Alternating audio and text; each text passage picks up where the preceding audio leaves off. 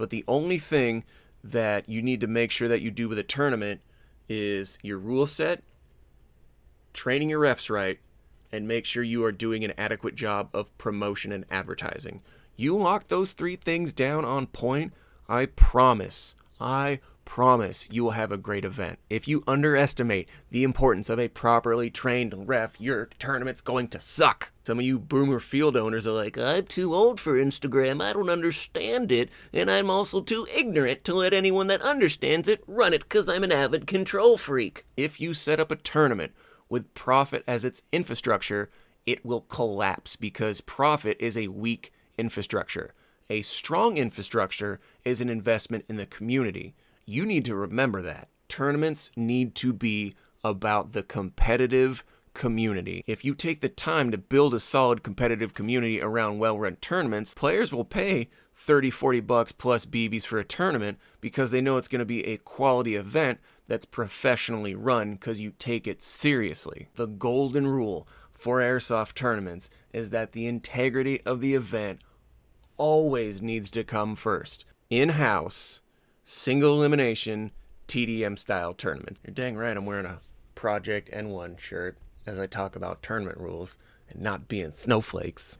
If you are watching this video, hopefully you have some sort of business involvement in a field. Maybe you're a head ref, maybe you're an event coordinator, maybe you're the owner, the manager, I don't know. Hopefully you are some sort of prominent in-charge figure at an airsoft field that's thinking, how do we get these tournament things going together? Because everyone's wanting them, so it doesn't make sense for me to not take kids' money when they want to give me their money. So let's talk about putting tournaments together. Hi, how's it going? I'm James, head ref for the Airsoft Ministry, which is located in Roseville, California, which is kind of in the northern Sacramento area. I do everything when it comes to putting on tournaments at my field. I come up with the format, I come up with the rules, I do the promotion and the advertising, I manage the rosters, I do all of it. Everything. You want to know about putting on an airsoft tournament, I am my free source of advice. If you remember one thing from this video, please let it be that the golden rule for airsoft tournaments is that the integrity of the event always needs to come first. If there's any perceived shadiness, it can jeopardize the success of future events. If you have a bad experience at a business, it definitely makes you think twice about going back there. Keep that in mind as you're planning this tournament. Every step of the way, you need to make sure that the integrity of the event comes first. Here's an example of what not to do. Do not hold a sanctioned Speed QB tournament at your field as either the first tournament you guys are doing or as the first tournament you've done in, let's say, 2 or 3 years or any meaningful amount of time. What will most likely happen is you will halfway promote that event, probably because you suck at Instagram and Facebook because you're some old boomer who doesn't understand how important that is. You're going to rely on Speed QB to use their Instagram attention and audience to direct business to your event, again, because you don't know what you're doing on social media. You're only going to rely on local competitors at only your field to compete, which is a big mistake. You're probably going to fail to train refs properly in the specific format of that tournament. You're going to take everyone's money. Your refs are probably going to make bad calls, question the calls that they make after they make them, or they're going to question the calls of other refs in front of other competitors. And then those competitors are going to get on social media and talk about how terribly run your tournament was. Blame Speed QB, blame your field, and then everyone leaves angry. That's a pretty common narrative in some tournaments for airsoft. Let's talk about tournament format. There's already some big name formats that are pretty well known in the community. You've got Speed QB, you've got Jungle Ball, there is MLA, there is Battle Arena. Those are just the 4 I can think of off the top of my head. So it's natural from a business standpoint to want to pair up and do one of those big name formats because you're hoping that the attention that format already has is going to add to the perceived value of the event, and you're going to hope that their following does the marketing for you and say Speed QB posts on their Instagram that your field is doing stuff, and then your local players who follow Speed QB on Instagram are going to see that and then be directed to. That's a mistake on your part. That's a failure in marketing and advertising on your part. That is you failing in business. If you are not an experienced airsoft tournament field, not NX like, oh, we're a paintball field also, so we do NXL tournament. No.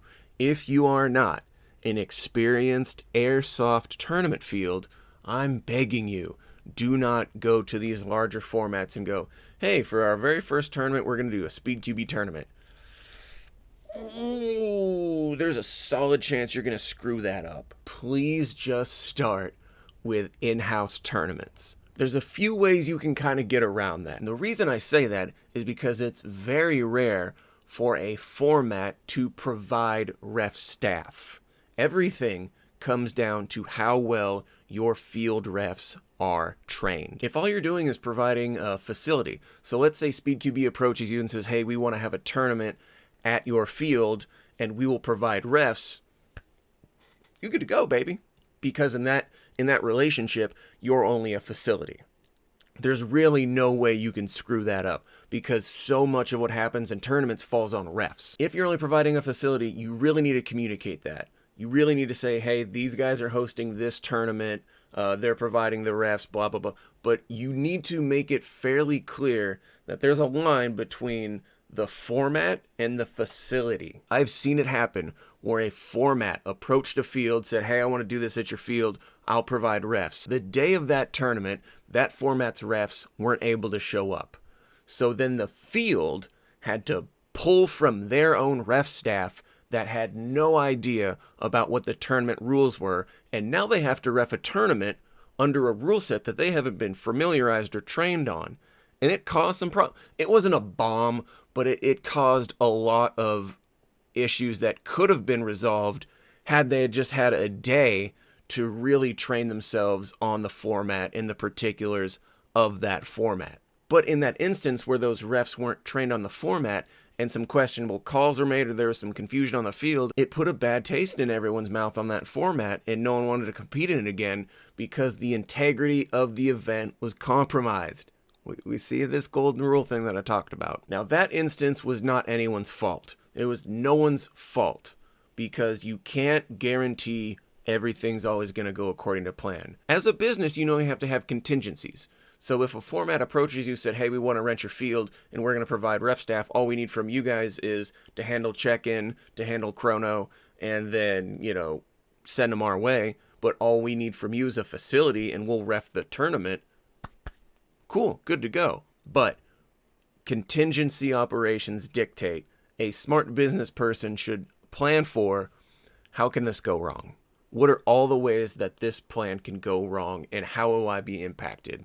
If these guys screw this tournament up at my field, I'm going to incur some of that negativity. This is coming from someone who is a head ref at a field, who has been the match director for at least 10 or more tournaments in the last maybe 3 years, as someone who is an experienced competitor in various aspects, as someone who has done all these things, who can pull from all these different worlds of experience to help me be better at running airsoft tournaments.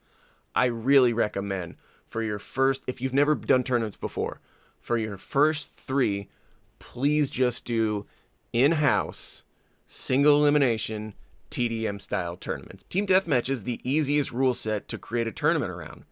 It's pretty simple. You shoot them, they're out. What some fields I've also seen do is they'll take the rule set from some of these larger tournaments because the rule set isn't copywritten. So you can take the Speed QB format and just do it at your own tournament without the Speed QB brand associated because those rules aren't copyrighted. There's nothing that says you can't legally do that. It's not trademark infringement. That's not copyright infringement because there's no legal protection behind that rule set. If that was, then playing football at the park would get you sued by the NFL. So instead of a Speed QB tournament, they do a Speed Soft tournament, and it's literally Speed QB's rule set copied and pasted, which is fine. Do that. Because then you're not involving or damaging any other brand, and you have some more control. But in that instance, it becomes more of a question of kind of ethics and community. So here's an example. My field about a year or 2 ago did a Jungle Ball tournament.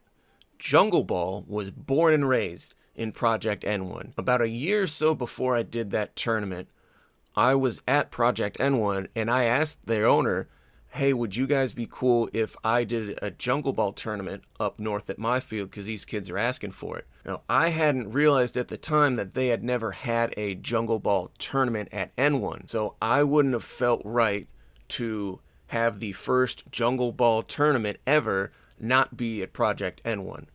So for me, it was a respect issue. So I waited until after Project N1 did a jungle ball tournament, and then we did one, but that was out of respect for them. Did I legally have to do that? No. If I'd have had a jungle ball tournament, there would have been no legal repercussions. It's not it's not copywritten, it's not trademarked, there's nothing legally protecting it. But it would have been a jerk move on my part. And it really at that point comes down to respecting the community and respecting other fields and field owners and their wishes. Team Deathmatch is the easiest format to run. Hands down.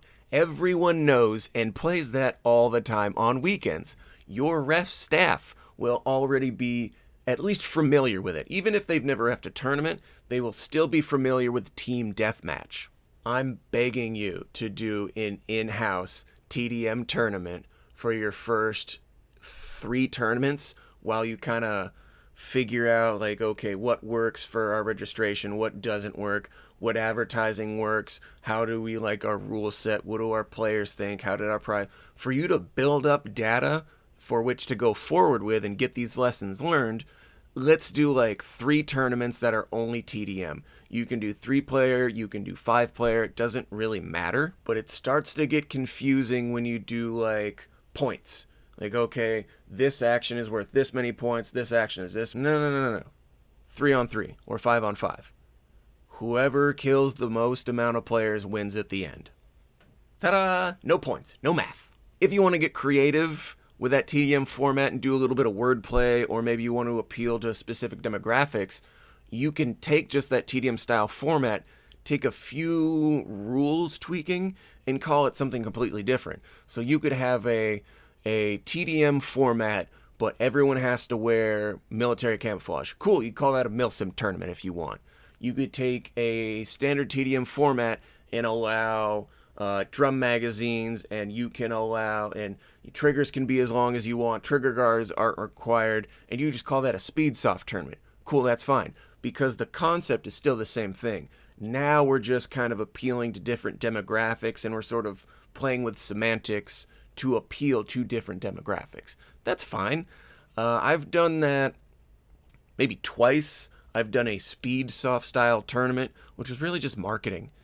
That was really it. I usually just run TDM tournaments and stay away from like wordplay and all that stuff, because at this point, we've done such a good job putting on quality tournaments that we don't really have to do that. So when I create a tournament, it's usually just a elimination tournament or a TDM tournament. Also keep in mind, I only do maybe 2 to 3 tournaments a year.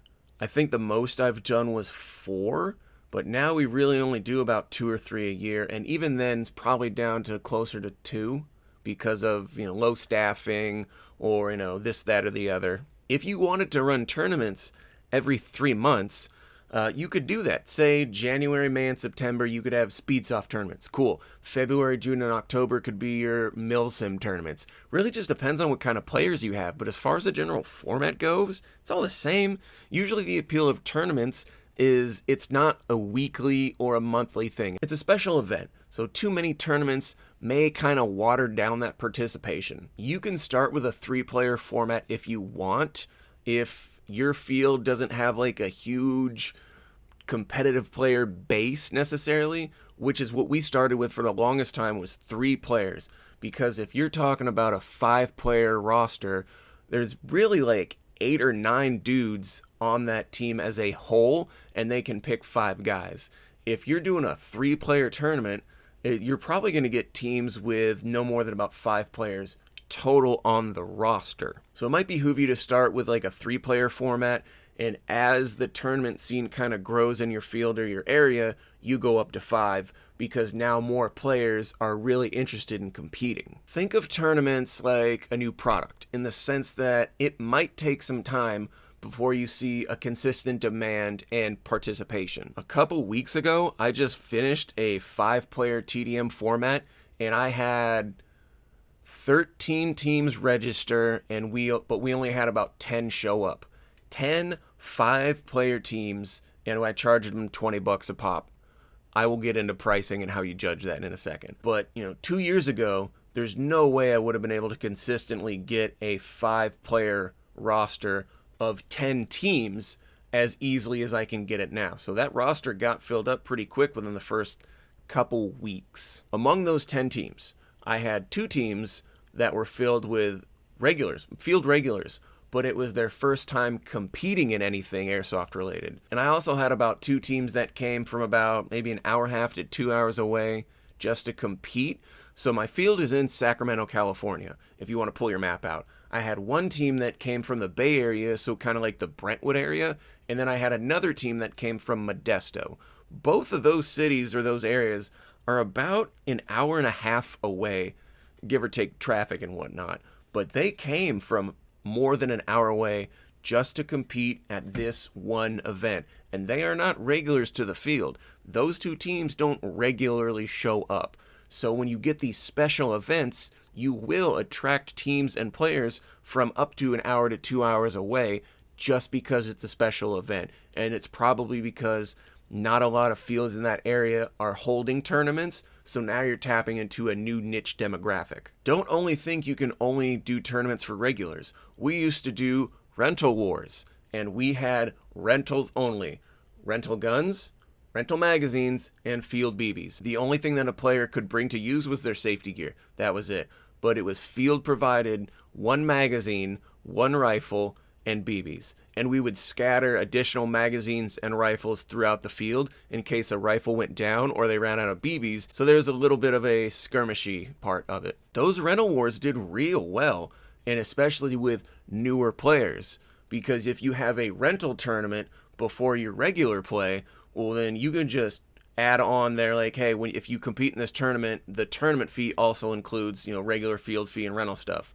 But rental players still want to play. Most of your rentals at some point end up becoming casual players. They end up buying guns from you if you have a pro shop. So this is just kind of another way to immerse a new customer into the community of what you sell. The rules strengthen the perception of integrity. If players see that you've taken the time to write out clearly defined rules that cover, a fair amount of penalties and structures and format and the allowable equipment, maybe some equipment that's specifically not allowable, they're going to understand that this event is being taken seriously, and because of that, they're going to compete, which means they're going to give you money. So in that sense, the rules are arguably, in that aspect, part of the marketing and advertising for your event. Because if you post a watered-down rule set, no one's going to really be that excited. There's a concept in law commonly referred to as the spirit of the law versus the letter of the law. Meaning, how is that law written versus what the intent of that law was, and does the intent differ than the actual verbiage? When you're making your rules for a tournament, you need to remember that they need to be written as laws. Tournament rules need to be black or white. There's minimal place for gray area unless it's something like unsportsmanlike conduct. Okay, well that can be a number of things. So something like unsportsmanlike conduct is a gray area because that is intended to maintain control. Remember, the house always has to win.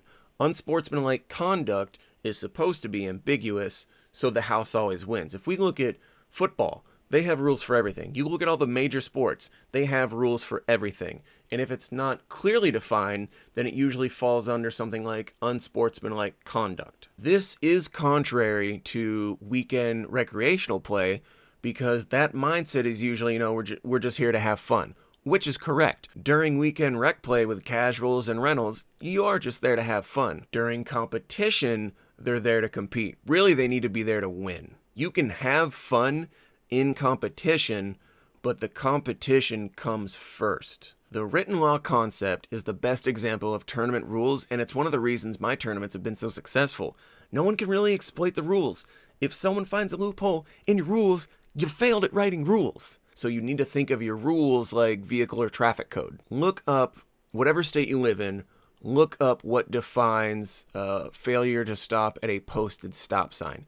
Usually, it's defined by the position of the posted stop sign or the positioning of the limit line, and if both are present, it'll usually tell you which one takes priority, where the stop sign is or where the limit line is, and that is where your head needs to be. If all else fails or you can't think of a wording, default it to match director will have the final say based on intent and the spirit of the event. House has always got to win, kids. If you say all guns must have trigger guards, but fail to define what a trigger guard is, and a kid shows up with a zip tie on his gun where the trigger guard should be, technically he's not wrong, because he does have a trigger guard. But what you wanted was a factory trigger guard, or a product that is designed and intended to be used as a trigger guard. You can tell that player that the trigger guard doesn't meet with the intent or the spirit of the event, and I, as the match director, will not allow it. Because he has a trigger guard, but he loopholed it a little bit. If you've been in any branch of the military, you know exactly what kind of verbiage I'm talking about, because you're immediately going to be reminded of uniform regulations and the standards of grooming. We had to be told what color socks we could wear. And that is where your head needs to be when you're writing tournament rules. Now, I will also add this. If you kind of take that same mindset and apply it to your general weekend recreational play field rules, I promise that your field will be improved, because now that you're able to put hard black and white rules on more aspects of what you're doing, it will be more clearly defined, clearly regulated. Everyone will have a better concept of what those rules are. And as long as your refs do a good enough idea of explaining that in their rules brief, you're going to have less issues.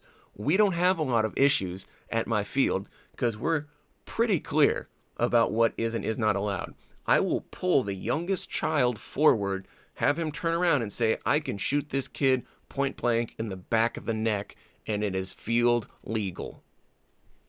When you take that approach to rules, if people don't like it, they can leave, because the ones that will leave after they hear that are going to be the ones that are going to cause a problem for everyone else, and you know that. You might not want to say that openly, but you know that. When I'm writing my rule set, I will usually use these sections: registration in teams, format, equipment, gameplay, penalties, spectators, and coaches. You can usually write it as like gameplay / format, kind of depending on what you're doing with your verbiage. I added the spectator section because the way our field is laid out, spectators are usually less than 10 feet from what we call the break wall, or the starting point for a tournament.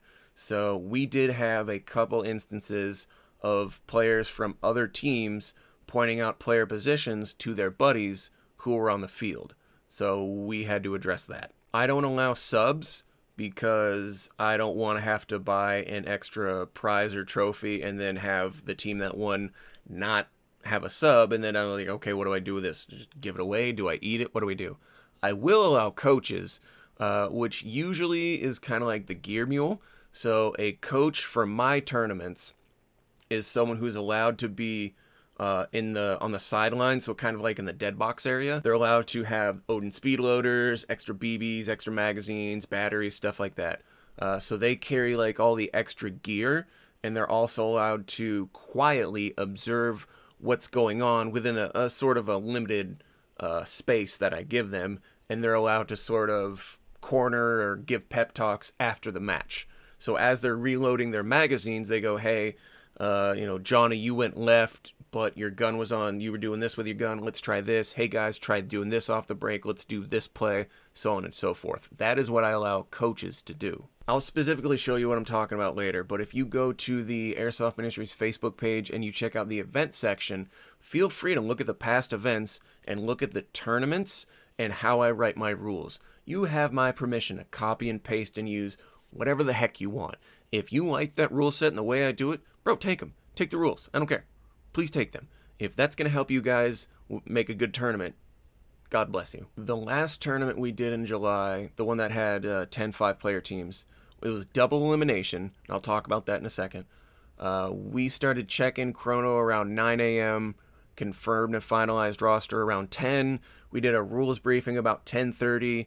I let the players do a field walk for 15 minutes, and then we started the first match at 11 a.m. We ended around 4 p.m. We do best 2 out of 3, and each round is 3 minutes. I have dead players go to a designated area that's commonly referred to as a dead box, because that helps me keep track of basically what the score is. And the tie goes to whoever got the first kill. So let's say Team A versus Team B. Team A gets the first elimination off a Team B player. If that round ends in a tie, Team A won because they got the first point on the board, basically. So obviously you're going to do a chrono check for all guns in the beginning of the day, usually around registration time. You can do a chrono check of everyone before each match. It doesn't take up that much time if you have the personnel and if you have enough chronos. If you're going to do that, you should have at least 2 line refs doing it, each with their own chrono, and you're basically each ref chronos a team. I don't recommend it because unless you're mandating only a specific weight or BB be used, most fields when they chrono in the beginning of a day baseline everything with 0.2s. So unless you kind of know the conversion between, if I'm shooting 350 with 0.2s, what is this guy going to come out with if he's using 0.25s or 0.28s? Unless you know what those numbers are, just avoid it. I have never seen an instance where the difference between winning and losing had to do with, someone was 15 FPS over the limit. I've never seen that happen. Tournament field. Here's an interesting observation I have personally made. If I have a giant piece of land and I'm an airsofter, I'm going to make one giant field. If I have that same amount of land and I'm a paintballer, I'm going to make several smaller fields. Anyone else notice that? Do not use your entire field for a tournament. It is a huge waste of space. It wastes time. It's a bad idea. It's probably too much space for your refs to cover, and it's also going to take forever for players to find and shoot each other.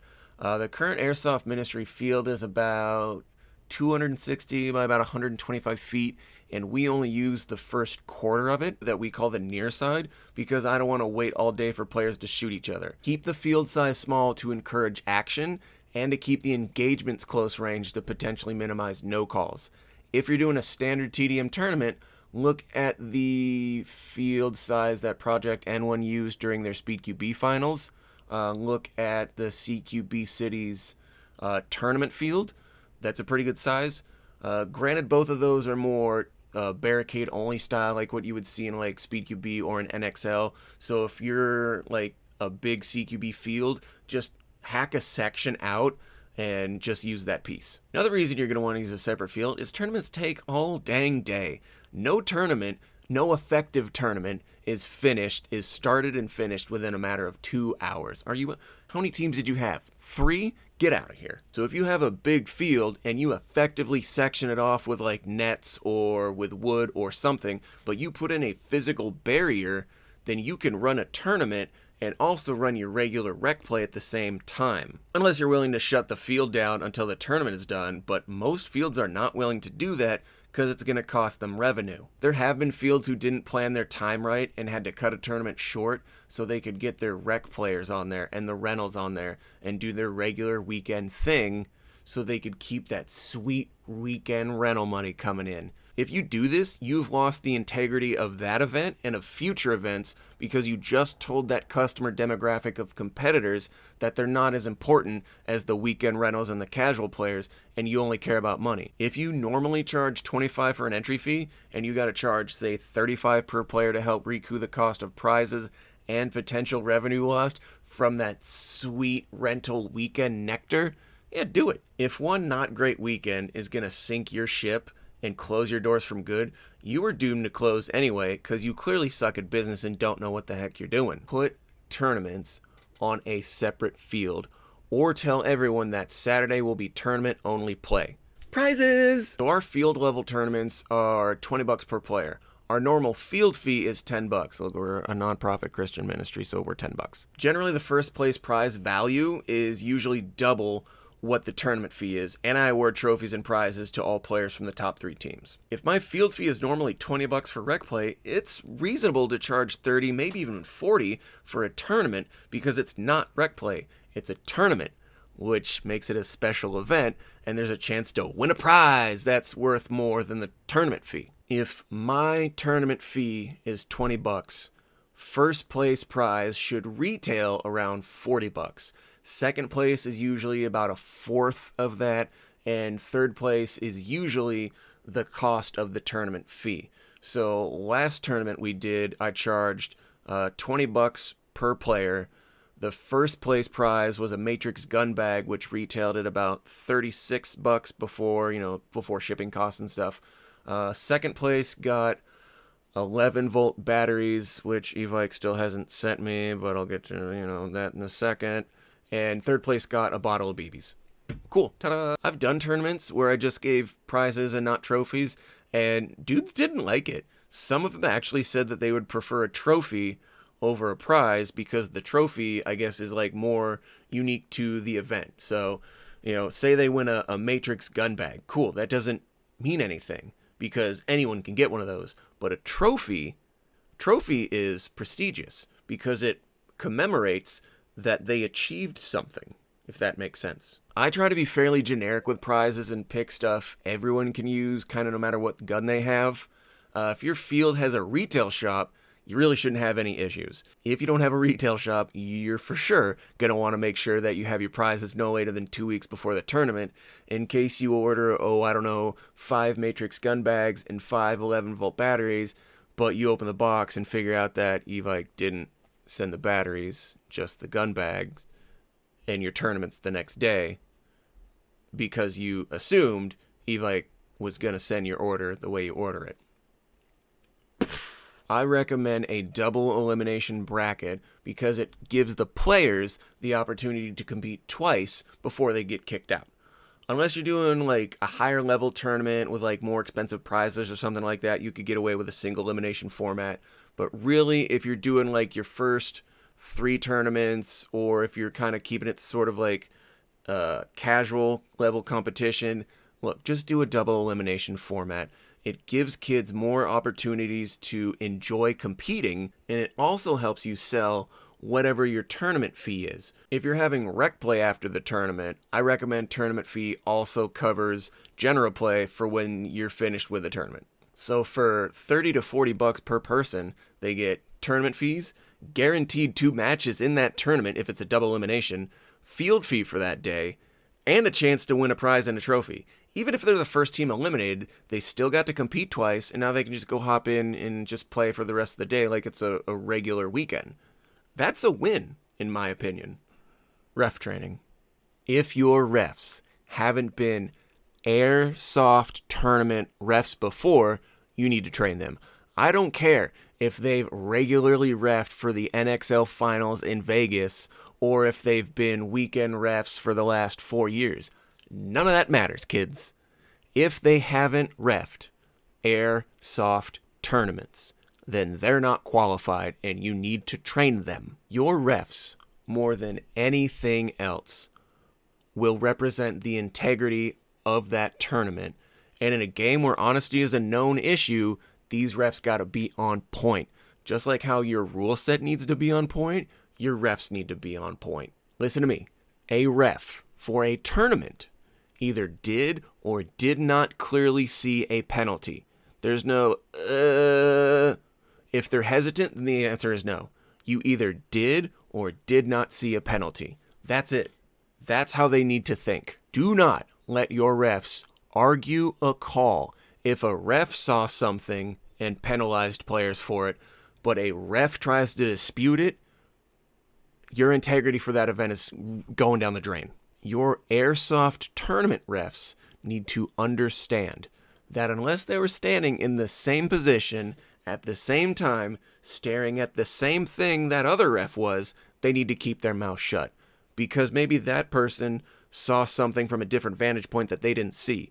So if they weren't standing shoulder to shoulder looking at the exact same thing, then that ref needs to not challenge his counterpart. As much as possible, avoid using refs that are also members of a competing team. I don't mean like the ref. No ref should ever ref and then jump in and compete and then go back to reffing. If you're doing that, you need to stop having tournaments right now. Say Team A. Team A is like a home team or whatever. It's got like 20 people on it. And one member of Team A is also one of your employees. He's a ref, and he's reffing that tournament because he was the only one available that day. Okay, well, we should avoid that as much as possible. Even if they're the most honest person alive, you need to protect the integrity as much as possible. Sometimes you don't have a choice, and you simply default with, if you question this ref's integrity, tell it to their face, and we'll give you a full refund, and you don't have to compete anymore.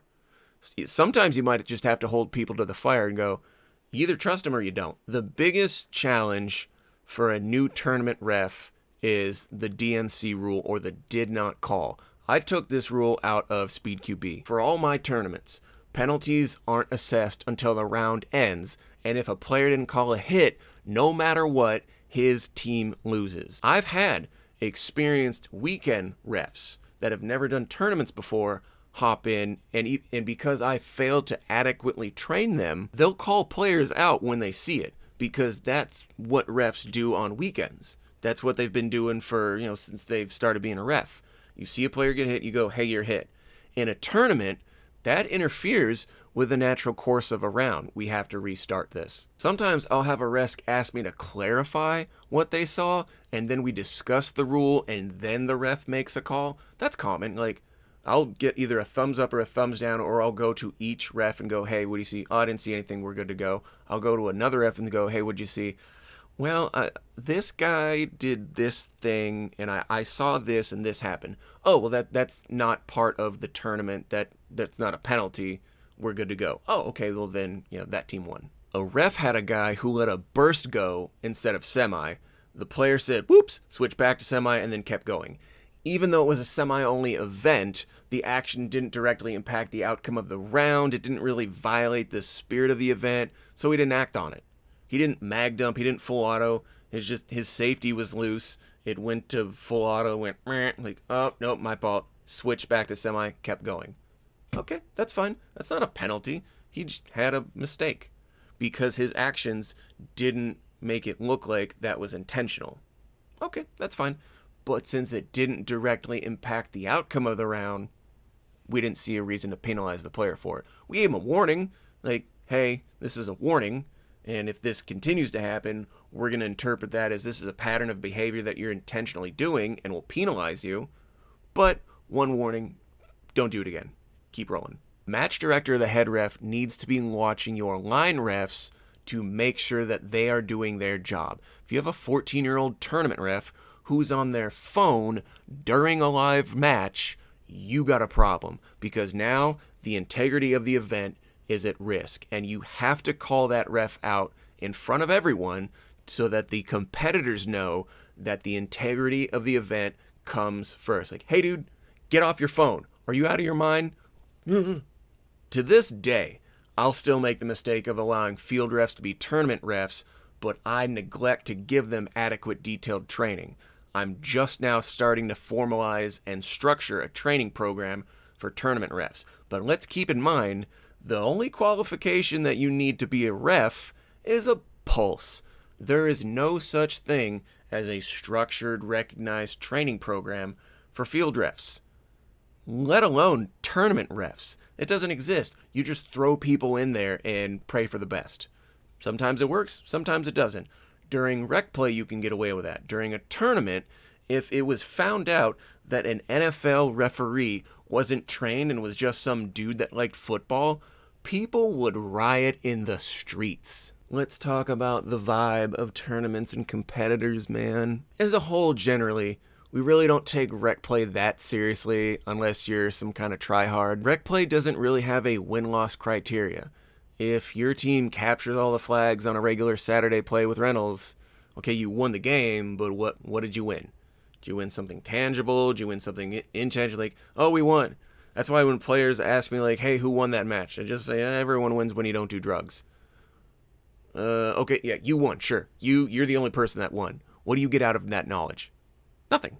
It's rec play. Relax. Competitions is where this absolutely has to change. You need to have a competitor's mindset. Rec play is for fun, competitions are for winning. You can have fun while competing because it's still a game, but there needs to be a slight difference in the mindset of the staff and the management. Tournaments need to be treated like every other sport. I'm sure every professional athlete has fun making millions of dollars picking up and moving a ball, but they're there to compete and win first and foremost. I've noticed a distinctly different vibe on tournament days versus like rec play weekend days. It's actually more relaxed. I do not like rec play. This is well documented. Everyone knows this. I am not a big fan of casuals and new players because I'm just too competitive for my own good. Anyway, pushing towards my own stubbornness, I love tournaments because everyone is a higher level player. Everyone knows the rules. Everyone knows what to expect. They don't have to worry about newbies getting in their way. They don't have to worry about some rental wearing 2 hoodies who's not calling it because he's scared to get shot. They're there to be free and play with their team and only their team. All the issues that newer players and rentals bring to the table are not at tournaments because when you're competing, even the guys that are competing for the first time, it's a higher level of player. They're taking it a little bit more seriously. If I run a DSG or an HBA and get called a cheater and all these other stereotypes during rec play, I can expect that won't happen at a tournament because at that level of competition, when we start getting into competitive airsoft, those players understand that it has nothing to do with gear and it has everything to do with the individual player's performance on the field. Depending on your weekend rec rules, this can also be a chance for players to play under a rule set that they've been waiting for. If you've got kids that are a little more aggressive than you want to see on weekend games, you kind of let those horses buck in a tournament. If you've seen my rule brief video on Instagram or on this YouTube channel, and I'll link that if you want to actually get a feel for the attitude and the vibe I put out there, you understand that above everything else, I make players in my tournaments take ownership of every result. Instead of complaining about someone not calling a hit, I blame them for not shooting them at the neck at point blank. My players love this because they don't have to hold back. I tell kids to shoot until the hand goes up.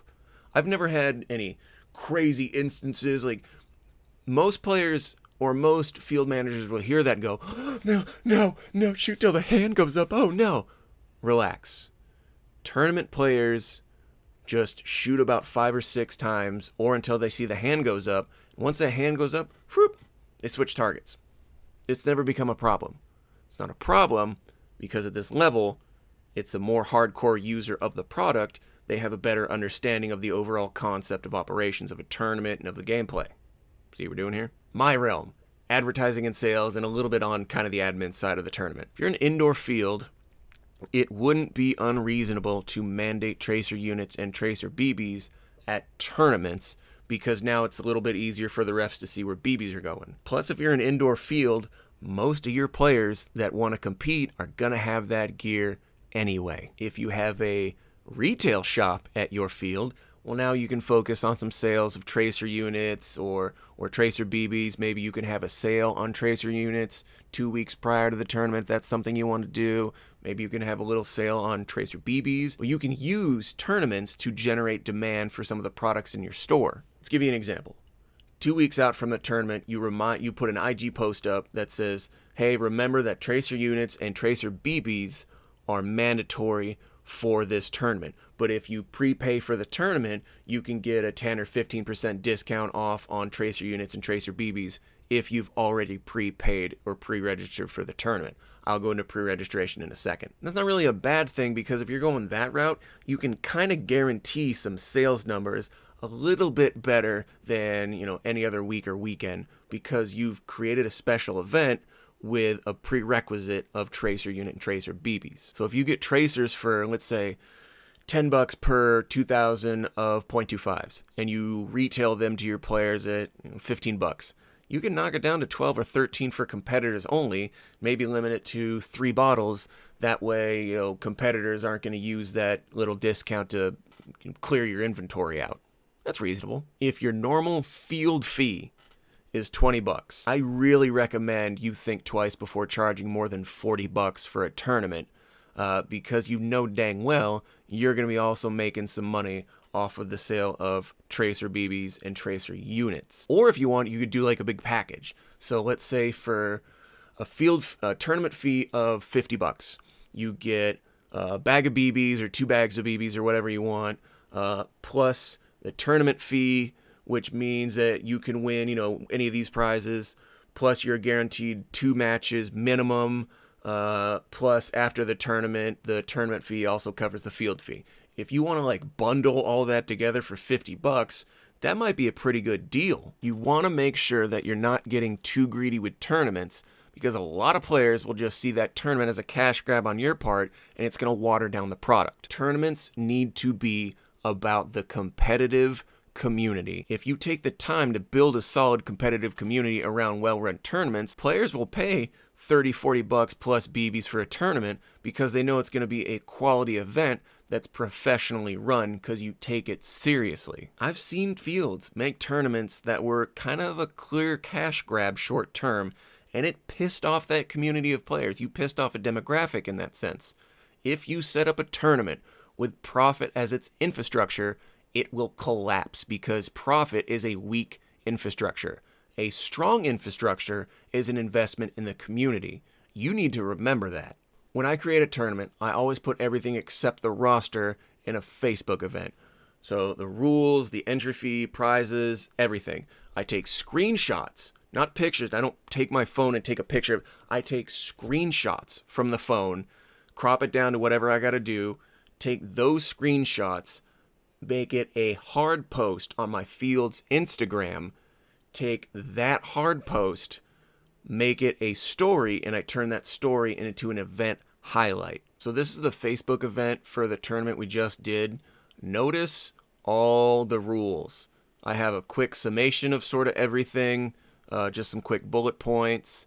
All questions of the tournament to get directed to me, because if someone asks, the retail associate about a tournament and they don't know, well, then that player's gonna be like, oh, they don't know what's going on because I just asked this employee. Like, look, that's a sales associate. All questions about the tournament need to be directed to the match director. Field fee, prize breakdown, half-court tournament, stuff about here's some stuff on the registration. Here's the equipment and all the rules I have relating to equipment. Here's the gameplay and how it goes down, rules on the spectators, and rules for the coaches.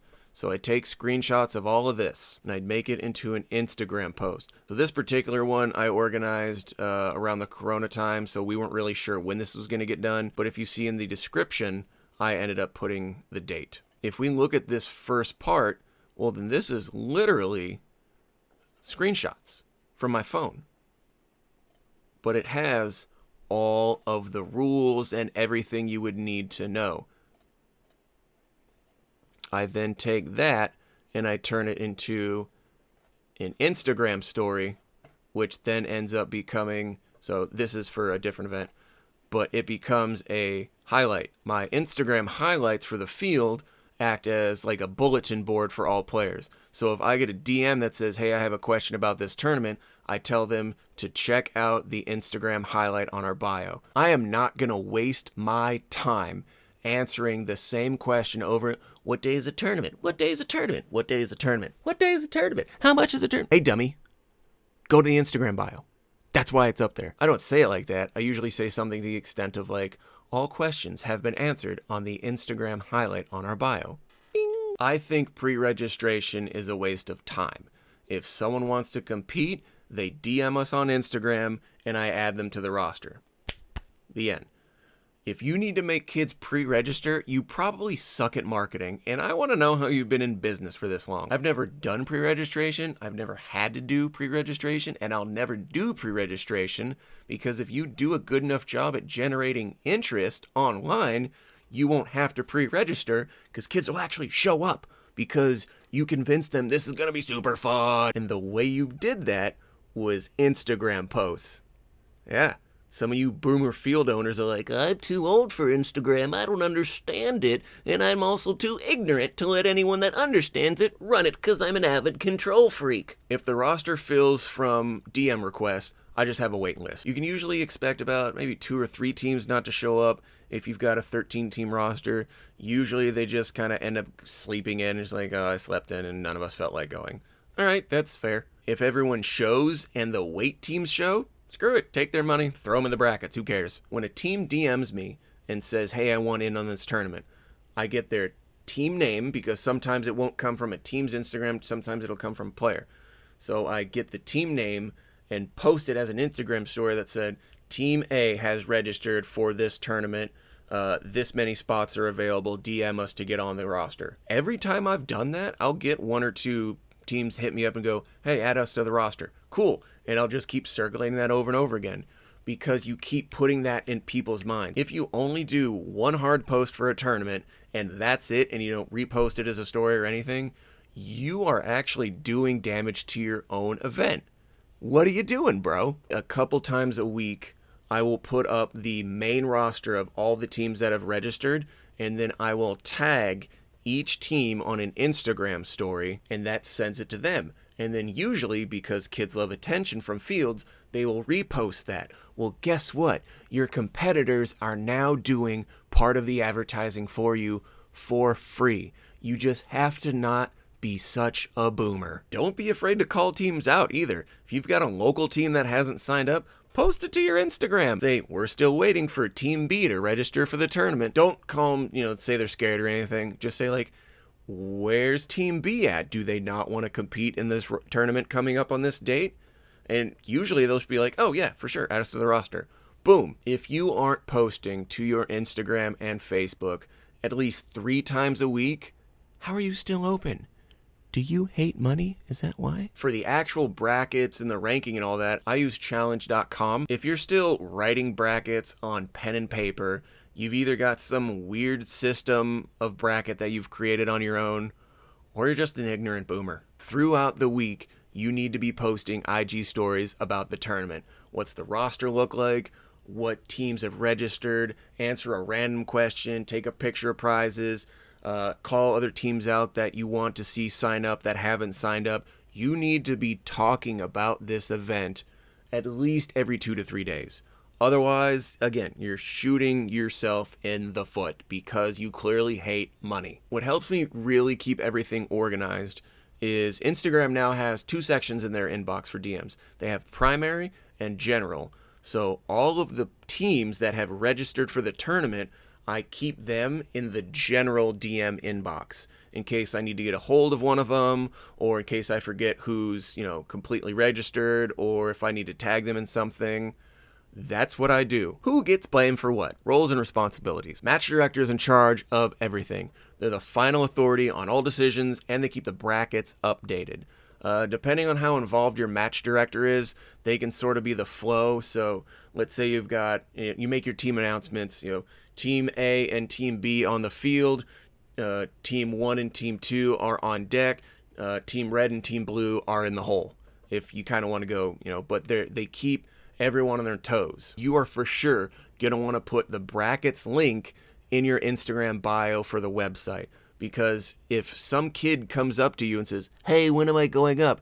Tell them to look on the Instagram bio. Tell them to go to the link. Because that player is wasting your time. You have to manage a tournament, and part of being a competitor is being ready to compete. So if you have some kid come up to you and say, hey, when does my team compete? Get on Instagram. Go look at the bio. Head ref has a lot of responsibility on their shoulders. They make the final call relating to penalties. They're the only person who can start and stop a round. Listen to me. Only the head ref starts and stops a round. Do not give line refs the ability to start and stop a round. The head ref declares the final winner after they talk to the line refs. They report scores to match director. They supervise the line refs. They ensure line refs understand their job. Head refs need to train the line refs prior to the tournament. In-person training, even if it's just a back and forth discussion, don't PowerPoint it. Don't make a video.